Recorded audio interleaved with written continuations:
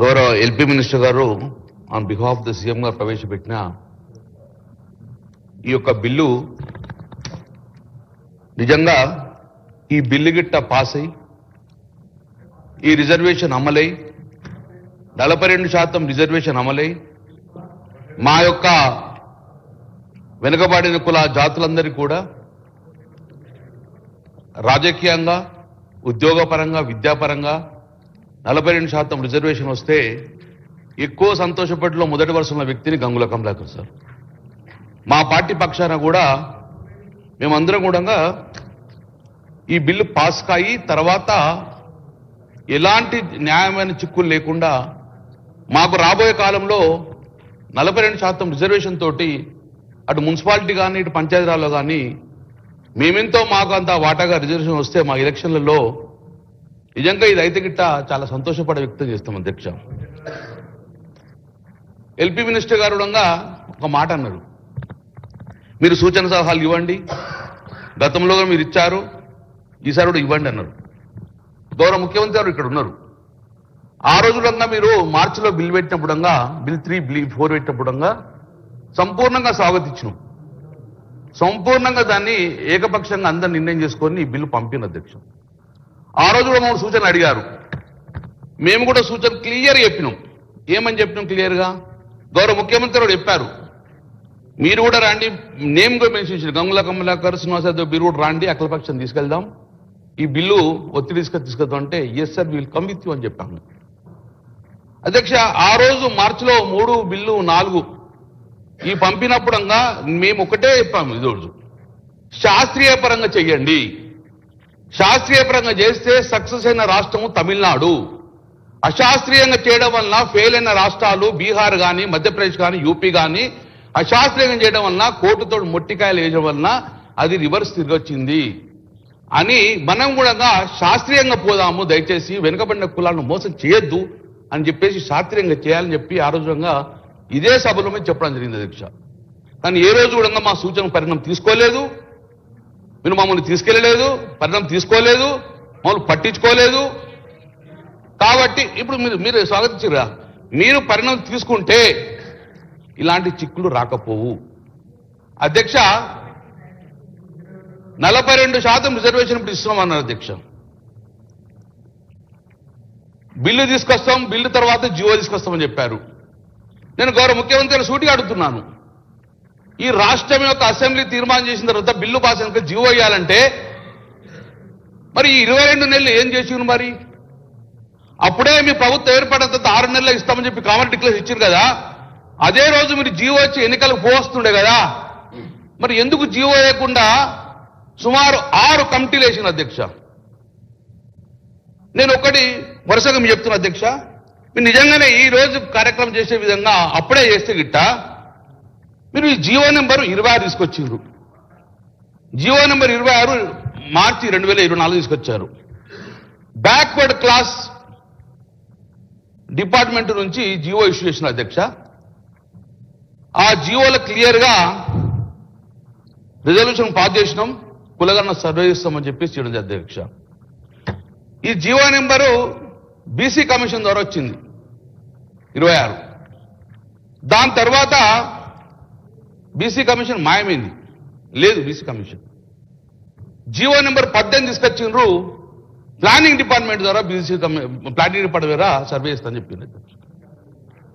ఆ రోజు ఉత్తమ్ కుమార్ రెడ్డి గారి అధ్యక్షన కమిటీ చేశారు, బీసీ కమిషన్ మాయమైంది అధ్యక్ష 10 నెలల తర్వాత. నేను ఇవన్నీ ఎందుకు కోటి చెప్తున్నా అంటే సేమ్ ఇదే బీహార్లో జరిగింది కాబట్టి చెప్తున్నా అధ్యక్ష. మేము దయచేసి మేము రాజకీయంగా మాట్లాడలేను, మా సూచన పరిణామం తీసుకుంటే ఈ బిల్లు పాస్ అయ్యి రాజ్యాంగ పరంగా మన చిక్కులు లేకుండా యాభై చిక్కులు కావాలని కోరుకున్న వ్యక్తిని మేము. కాబట్టి జియో నెంబరు 18 తీసుకొచ్చా అధ్యక్ష.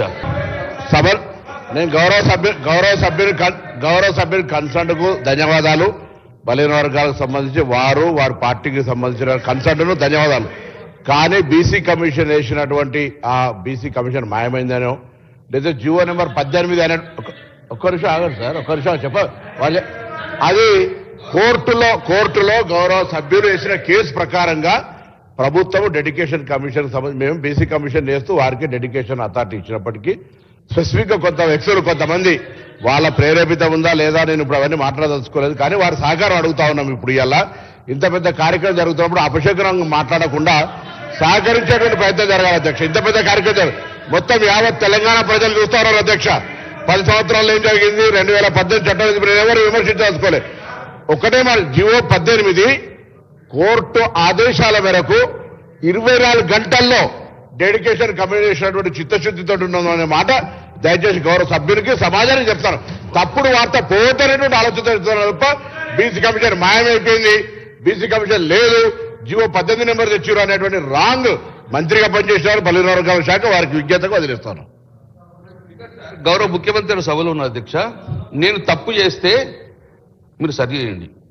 మంత్రి గారికి వాస్తవం తెలివై, ఎందుకంటే చెప్పాలి, వాస్తవం చెప్పాలి, నేను చెప్పాలి. సార్, ఆనరబుల్ మెంబర్ గౌరవనీయులు మాజీ మంత్రి గారు, గౌరవ శాసనసభ్యులు కమలాకర్ గారు వారు చేసే రిమార్క్స్ సరైనది కాదు అధ్యక్ష. You have to take back అధ్యక్ష. పూర్తి స్థాయిలో అవగాహనతోనే వారు ఈరోజు ప్రత్యేకించి జిఓఎంఎస్ 26 కానీ 18కి సంబంధించిన అంశం విషయంలో వివరణ ఇవ్వటం జరిగింది అధ్యక్ష. ఎందుకంటే it has to go to public. వారు చెప్పే ఒక అంశం పబ్లిక్ పోయి మేము ఈరోజు, నేను కాదు సార్, మేము మిమ్మల్ని ఏం కాదంటలేను. ఇఫ్ యూఆర్ అగేన్స్ట్ ఓబీసీసీ రావద్దు అనుకుంటే మీరు చెప్పండి, రావద్దు అంటే ఊరుకుంటాము. మీకు వద్దు, మీ పార్టీకి వద్దు, ఓబీసీ రిజర్వేషన్ వద్దు అనుకోండి, ఈ విధంగా అవరోధం కలిగిస్తామంటే చెప్పండి సార్. వారి ఒపీనియన్ కూడా ఈ రోజు వారు ఆ విధంగా మాట్లాడటం సరికాదు. నేను దయచేసి please take back your remarks sir. గౌరవ సభ్యులు కమలాకర్ గారు, గతంలో మీరు మంత్రి పదవి చేశారు.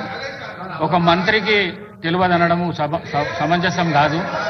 ఆ మాటను మీరు వాపసు తీసుకోండి. సార్ అధ్యక్ష, ఆకారాలు పెద్ద ఉంటే అవగాహన ఎక్కువ ఉంటుంది అనుకుంటే నాకు తెలియదు అధ్యక్ష.